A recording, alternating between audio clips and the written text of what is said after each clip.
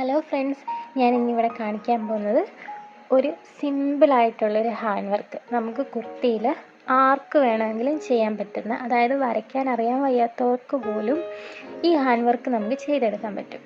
ഇപ്പോൾ ഒരു സ്കെയിലുണ്ടെങ്കിൽ ഈസി ആയിട്ട് പാറ്റേണും വരയ്ക്കാം. ഇതിപ്പോൾ നമ്മുടെ നെക്കാണ്, സ്ക്വയർ ആയിട്ട് കൊടുത്തേക്കുന്നത് നെക്ക്.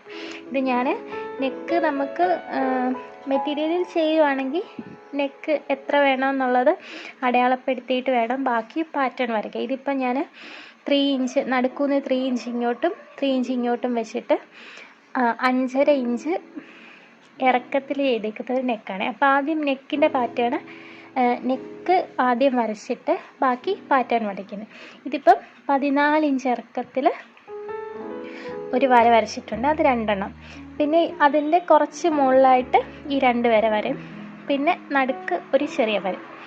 അപ്പോൾ ഇത് ഒരു വി ഷേപ്പിൽ താഴോട്ട് വന്നിട്ട് ഇങ്ങനെ വരച്ചു കൊടുത്താൽ മതി. വേഗം വരയ്ക്കാൻ പറ്റുന്ന പാറ്റേണാണിത്. ആർക്ക് വേണമെങ്കിലും നമുക്ക് പെട്ടെന്ന് വരച്ചെടുക്കാം. ഇതിപ്പം സ്റ്റിച്ച് ചെയ്ത കുർത്തിയിലാണെങ്കിലും വരച്ചെടുക്കാൻ പറ്റുമല്ലോ. അപ്പോൾ ഇതെങ്ങനെ ചെയ്യുന്നതെന്ന് നമുക്ക് നോക്കാം. ഇതാണ് നമ്മുടെ പാറ്റേൺ വരുന്നത്. ഞാനിപ്പം ജസ്റ്റ് ഡെമോയ്ക്ക് വേണ്ടി ഒരു മെറ്റീരിയൽ വരച്ചെന്നേ ഉള്ളേ. ഇത് ചെറുതായിട്ടാണ് വരച്ചേക്കുന്നത്. അപ്പോൾ നിങ്ങൾ കുർത്തിയിൽ ചെയ്യുമ്പം അല്ലെങ്കിൽ മെറ്റീരിയലാണ് ചെയ്യുന്നതെങ്കിൽ അത് നമ്മുടെ യോക്കിൻ്റെ നെക്കിൻ്റെയൊക്കെ വലുപ്പത്തിനനുസരിച്ച് ഈ പാറ്റേൺ വരയ്ക്കണം. പാറ്റേൺ വരയ്ക്കാൻ ഈസി അല്ലേ. ഇതിനായിട്ട് നമുക്ക് ആദ്യമായിട്ട് വേണ്ടതെന്ന് വെച്ചാൽ കട്ട് ബീഡ്സ് മാത്രം വെച്ച് ചെയ്യുന്നൊരു വർക്കാണിത്. ഇപ്പം ഗോൾഡൻ്റെ കട്ട് ബീഡ്സ് എടുത്തേക്കുന്നത്, അത് മാത്രം എടുത്തിട്ടുള്ളൂ ബീഡ്സായിട്ട്. പിന്നെ നീഡിൽ കനം കുറഞ്ഞ ഈ നീഡിൽ, ഇപ്പം നമ്പർ അറിയത്തില്ല, കനം കുറഞ്ഞ നീഡിൽ എടുത്താൽ മതി. നമുക്ക് വാങ്ങാൻ കിട്ടും ഹാൻഡ് വർക്കൊക്കെ ചെയ്യാനുള്ള കനം കുറഞ്ഞ നീഡിൽ, നീളമുള്ള ടൈപ്പ് നീഡിൽ. ഈ നീഡിൽ യൂസ് ചെയ്താലേ നമുക്ക് ഈ ബീഡ്സ് ഇതിൽ കയറ്റാൻ പറ്റത്തുള്ളൂ. അപ്പം നമുക്ക് എങ്ങനെ വർക്ക് ചെയ്യുന്നത് നോക്കാം. അപ്പം നമ്മൾ ബാക്ക് സ്റ്റിച്ച് ചെയ്താണ് കൊടുക്കുന്നത്. ആദ്യം സൂചി കുത്തി എടുക്കും, എന്നിട്ട് കട്ട് ബീഡ്സ് എടുത്ത് വെച്ച് നമുക്കിപ്പോൾ ലൈൻസ് അല്ലേ, അത് വേഗം ബാക്ക് സ്റ്റിച്ച് ചെയ്ത് കൊടുത്ത് പെട്ടെന്ന് ചെയ്യാവുന്നതേ ഉള്ളൂ.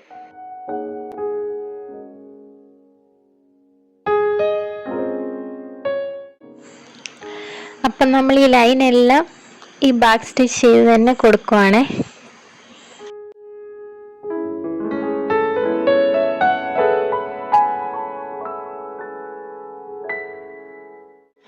ഒരു ലൈൻ ചെയ്തെടുത്തിട്ടുണ്ട്. ഇനി വി ഷേപ്പിലുള്ളത് ചെയ്യാവേ. അത് 3 ബീഡ് വെച്ചെടുത്തിട്ട് കോർത്തിട്ട് അതിൻ്റെ നടുക്കോട്ട് കൊണ്ടുവന്ന് കുത്തി അങ്ങനെ ചെയ്താൽ മതിയേ. ഈസിയാണ്. 3 ബീഡ് വെച്ച് 2 സൈഡിലോട്ടും സ്റ്റിച്ച് ചെയ്യുക.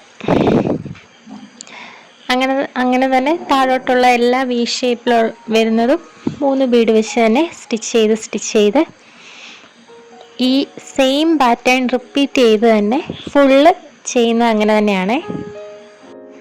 അപ്പം നിങ്ങൾ ഈ ചാനൽ ഇഷ്ടപ്പെടുകയാണെങ്കിൽ ഒന്ന് സബ്സ്ക്രൈബ് ചെയ്തേക്കുക, വീഡിയോ ഒന്ന് ലൈക്ക് ചെയ്യണേ. പിന്നെ എന്തെങ്കിലും അഭിപ്രായങ്ങളുണ്ടെങ്കിൽ കമൻറ്റും ചെയ്യണേ.